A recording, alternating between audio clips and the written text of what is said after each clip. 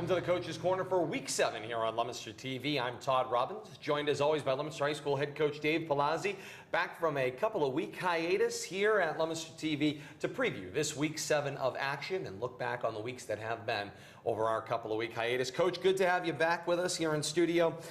4, 5, 6. Very interesting weeks, all home games at Doyle Field. You come out 2 wins, 1 loss. The loss right away in that Week 4 action, a 27-10 loss to Wachusett.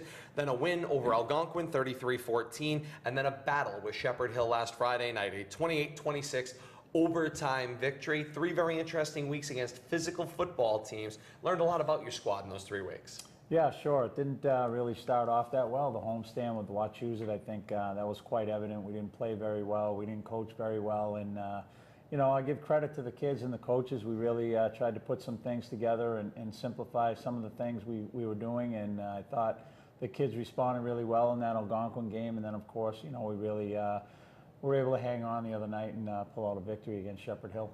We're going to jump around a little bit as we go through this action. I want to start first with Kevin Mentz's kickoff return for a touchdown in the second half of this past week's game against Shepherd Hill.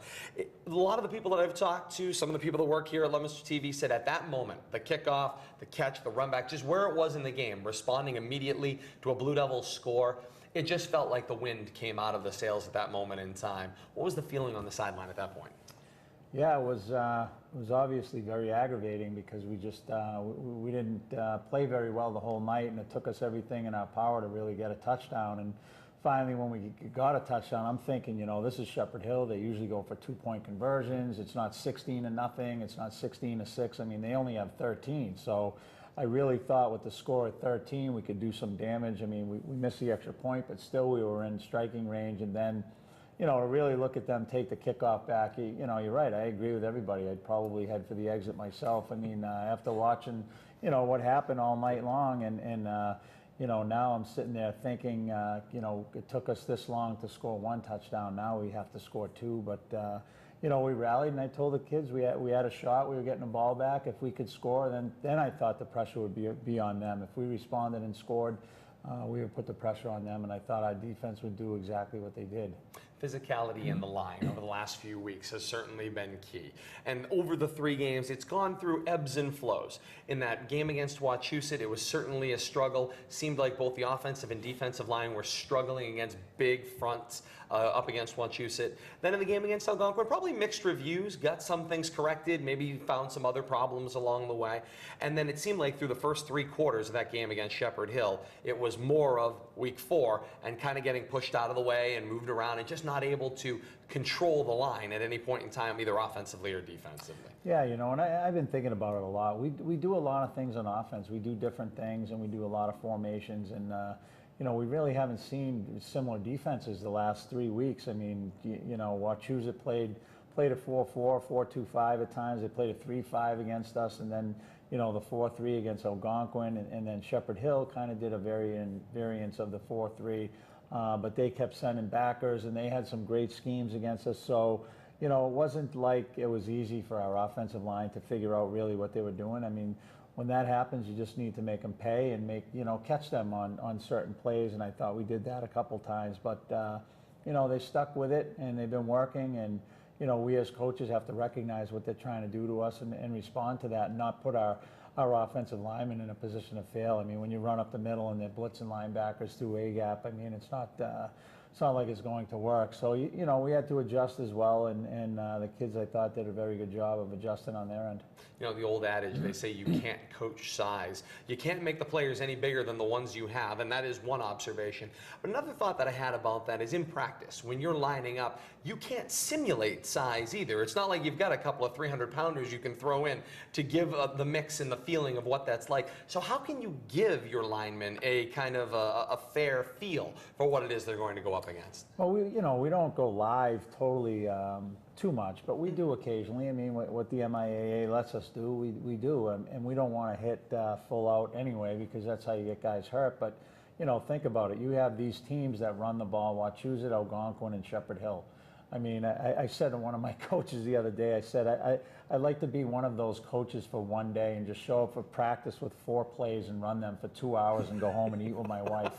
and not have to develop all these different schemes every week, and it's successful. Yep. I mean, how difficult but easy at the same time from a preparation standpoint. So I guess when that's all you do over and over again, you become very good at it. And to try to simulate that in practice for our defense is very difficult to do. I think we do a good job of it at times, but you certainly can't simulate the size and the other teams that are going to run it day in and day out.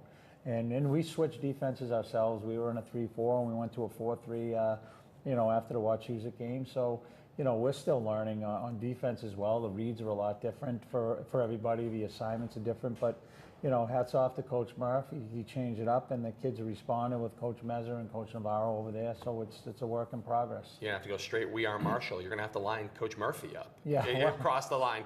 Let him line up against him. Well, yeah, I'll tell you, we really, we're a work in progress for every facet of what we do. Let me tell you.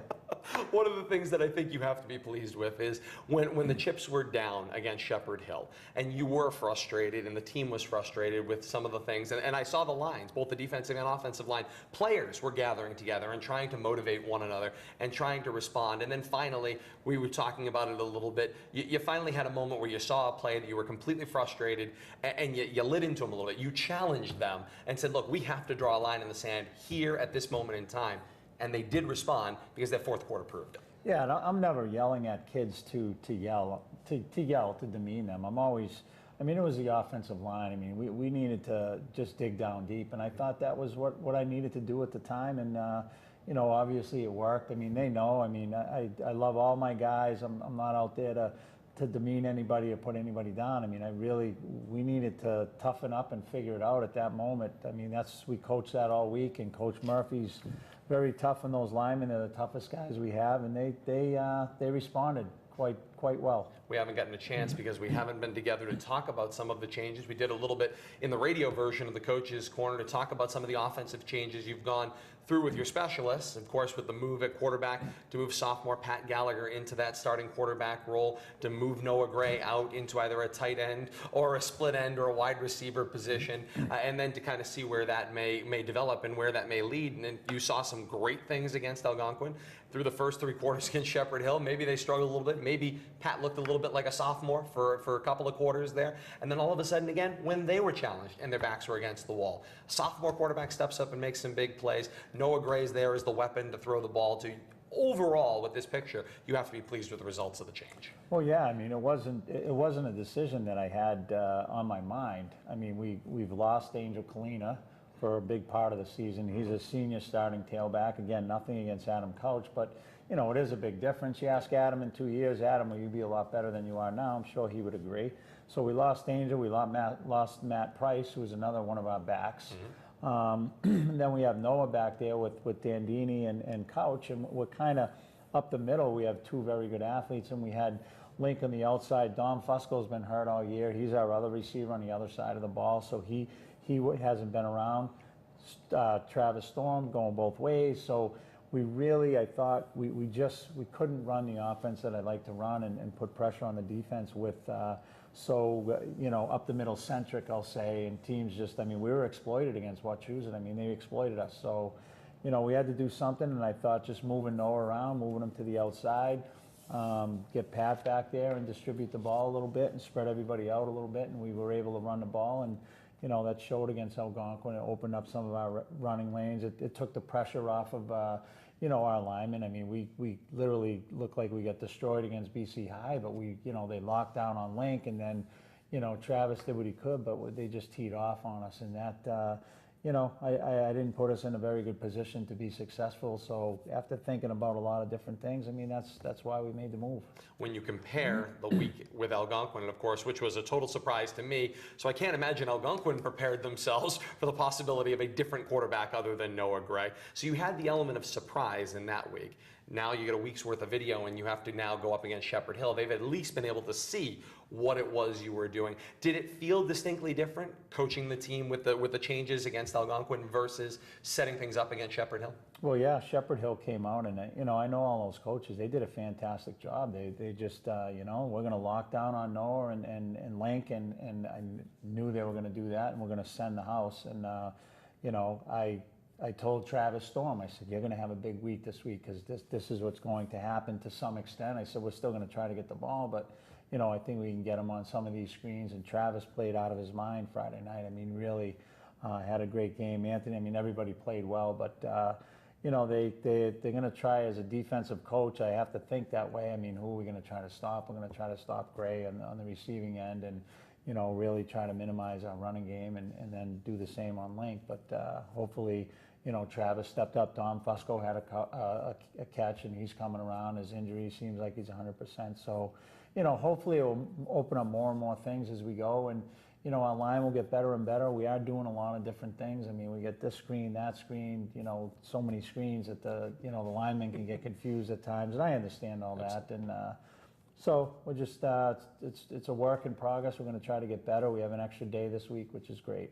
We've talked about the importance of defense throughout the year, and never was it more evident or more important than in overtime.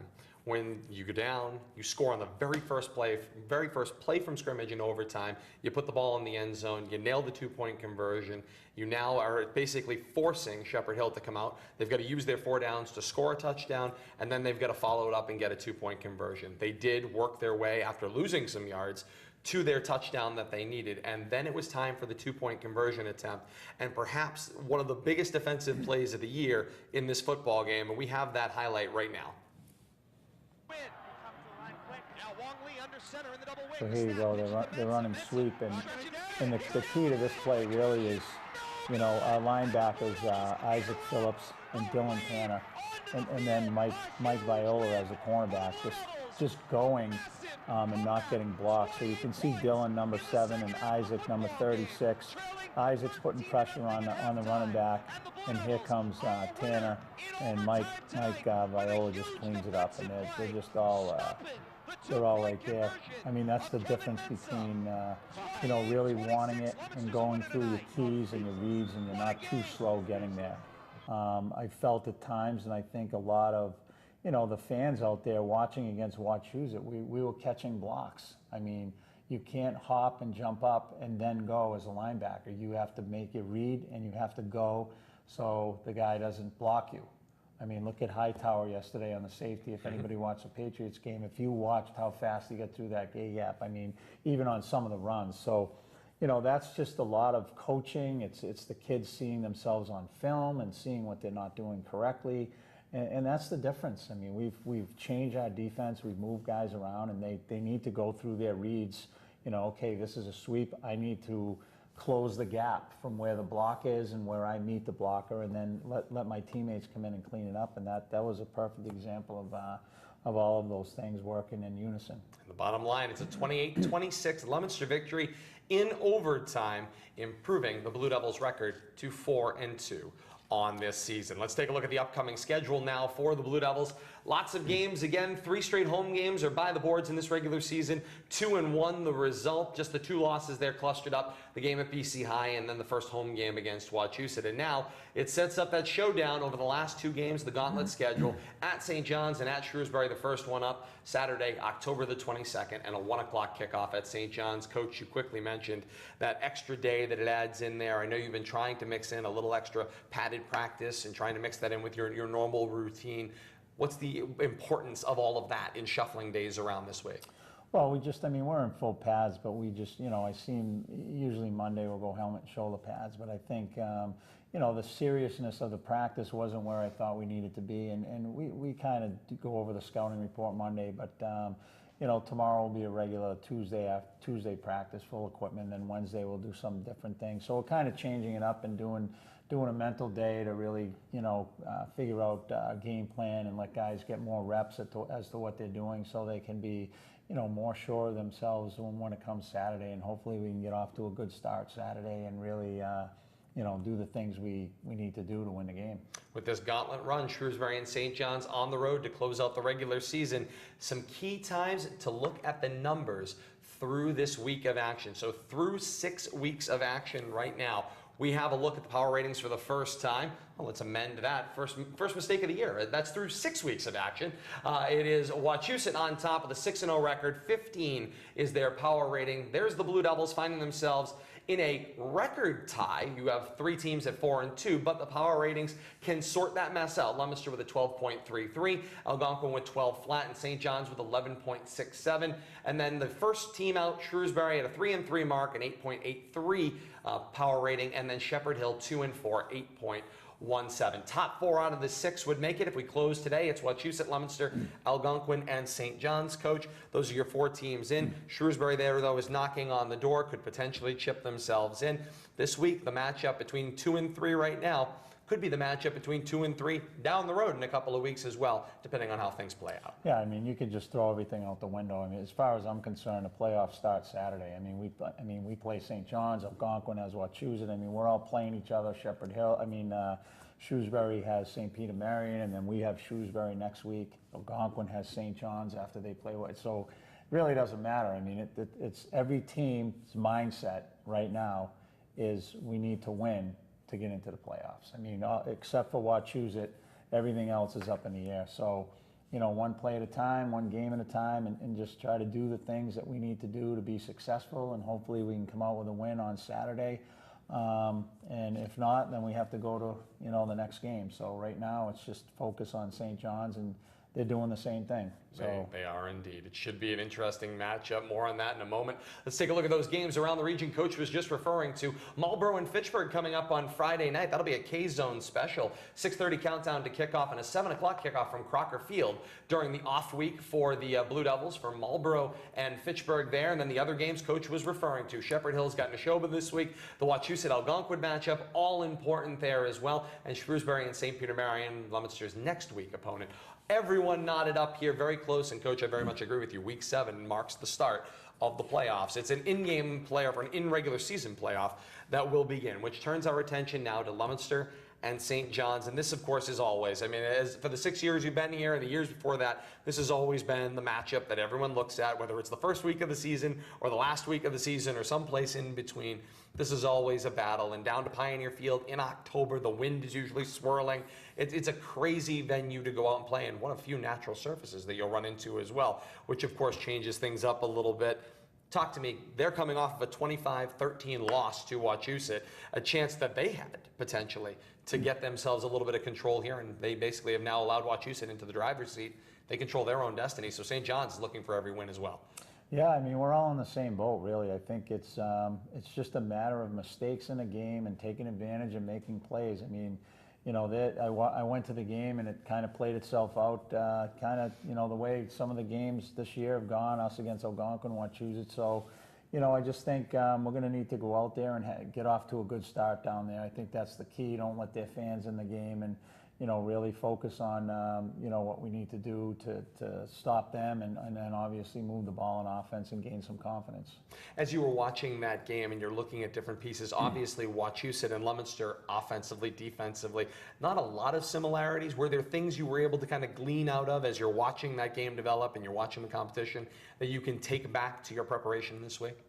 Not really a lot when Wachusett was on offense. Obviously, you guys know, you fans out there, you know, run right, run left, sweep around the corner. I mean, that's really what Wachusett does. Yep. So, you know, I didn't get a look at some of those things, but, you know, you look at players and you look at matchups and you look at coverages, and, you know, we have other films. We have the Shrewsbury game on film, you know, we went to Saturday's game. So Shrewsbury is a pretty good film to kind of see, because they do some of the things we do, but from an offensive standpoint, we were able to see a lot of things, you know, St. John's does on offense, obviously, and how Wachusett defended it and where they were successful and where they were not. So, you know, with all that said, St. John's knows that, and they're going to put in wrinkles and schemes and different things like they always do against us, and we'll do the same. So, you know, we'll have to see. I mean, it's obviously a big game for us. It's a big game for them, and you know, we wouldn't want it any other way. We're excited to get down there and play, and we hope we can get down there and do the things that we need to do to get a victory. We mentioned some of the different chess matches out there between you and the coaches, and you mentioned they're going to make some scheme wrinkles. You'll do the same. You and Coach Andrioli just seem to like to match up against one another and push each other's buttons in just the right way that over the years has led to some really classic football games in the last 6 years. Is there something about your styles, other than that they're very similar, that kind of cause that back and forth to create these kinds of matchups? Well, I think because I think we're really the only two teams that are very similar to one another. I mean, Shrewsbury's there as they run different things that we do, but you know, we're both very similar. We throw the ball. We like to throw it downfield. We have our screen games. We run draws. We run zone. We run counter traps and things like that. So, you know, when you're kind of running the same thing, I think your mindset is, you know, we can. Yeah, I know when we try to defend this, we're weak at this, so we'll try to do that, and then, you know, we'll attack it that way. But it's just, I mean, we're familiar with one another, and you know, we just go out there and play. I mean, he does a great job of getting his kids ready. They have a fantastic program, and you know, it always just comes down to one or two plays, or who plays well, the quarterback, the defense, and things like that. So, you know, we're really excited to play them. I know they're excited, obviously. It's a great matchup. I have great respect for Coach Andreoli, and, you know, whenever it's a chance to play those guys, I look at it, you know, as like a playoff game. It usually is a playoff game, but, you know, last year we played them twice, and you know, we split. So, you know, it's been back and forth over the years, you're right. And, you know, Saturday is a big game for both of us, because one of us could be looking from the outside in, you know, after that game on Saturday, or one of us will be looking from the outside in. Looking at least temporarily, right? As you look at some of the different names and the players and the personnel, in the years probably running up to here, St. John's had a lot of familiar names, especially on the offensive side of the ball, some big names with big and high hopes athletically beyond. This year I feel like it's a few names maybe that are new that I haven't at least heard or called as much in years past. So it tells me at least a little bit that they have got a little bit of a younger team who they're starting to kind of develop, or at least some newer players who hadn't had key roles before. Quarterback by the name of Oliver in there as well, maybe getting some of his first time leading this team. Does that, as you're looking at scheme-wise, you know that you guys are very similar. When you see these new players in there, does it maybe affect their ability to, you know, run that machine gun offense where they just like to go, go, go, go, go, go, go, run one play after another? If they have some younger players, does that affect anything? No, they're still going to do what they do, and they always have great athletes. I mean, they you know, they don't have the senior classes that they've had. We've had those senior classes. I actually look at both of us as very similar. With the teams that we have, with the seniors that we have coming back, like they have the seniors coming back, and then they're trying to fill in some new players, but nothing changes. I mean, they're a good program.